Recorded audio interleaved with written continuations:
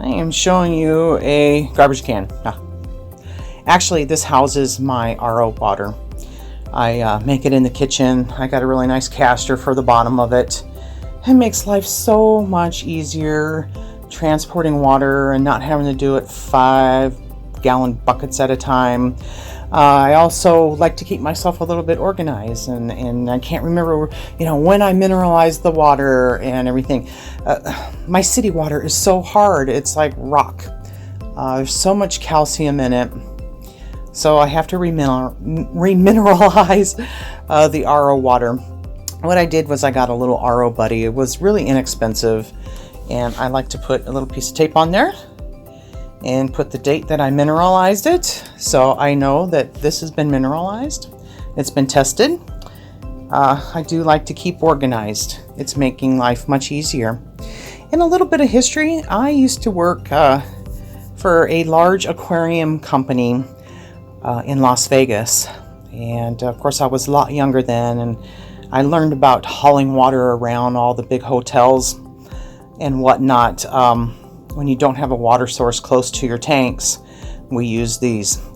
It makes life much easier to haul your water around.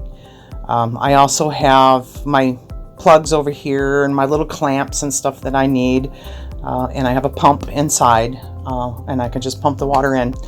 The first pump I got was a little fountain pump. It wasn't strong enough. It wouldn't reach up into my tall tank, so I ended up buying another pump that's got a 10-foot reach. Now I can pump water into my 65-gallon as well.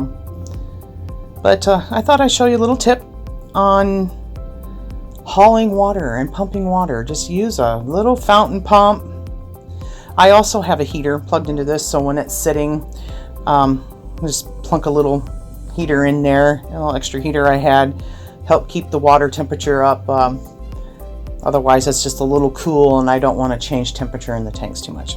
But I thought I'd show you this little tip. Pretty neat, huh? I'm getting ready to fill it up. And I will list all the plants that I got in there. And I have plenty of plants left over. Put some in the betta tank.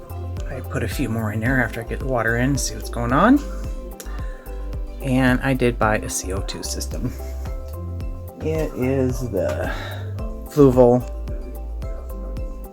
CO2, the 95 gram. I may end up upgrading. This should last me 3-4 months on a 15-gallon, but the refills are kind of expensive, so I may end up upgrading to a different regulator and bigger bottle, so I don't have to change it but twice a year.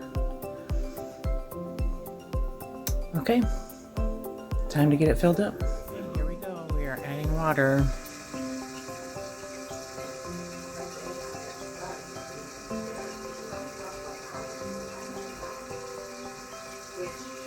It's a slow process, but with this sand that's in here, I definitely have to take precautions not to stir stuff up. I made a mistake and got too fine of a sand.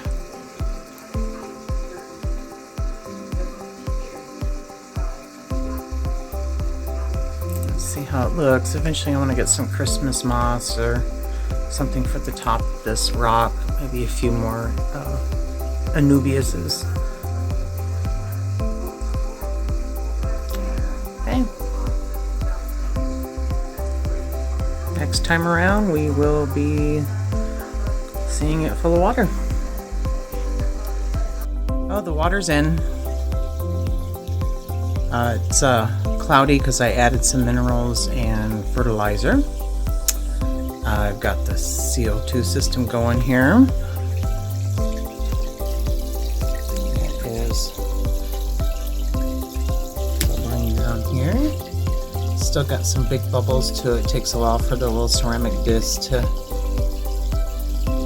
absorb all the water and do nothing but fine bubbles. A little bubble counter. How many bubbles per second? I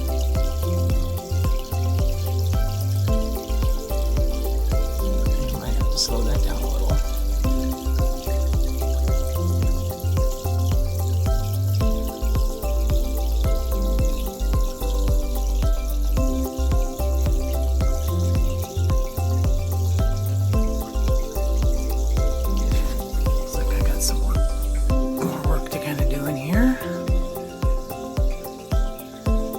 couldn't fit all the plants that I bought.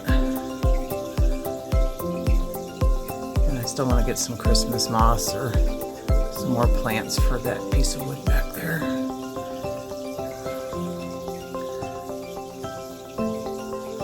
Well, let's see how everything does.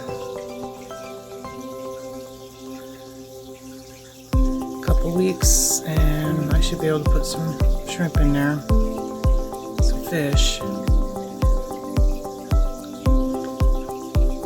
Okay, I did it yesterday. It cleared up nicely. This is day 1.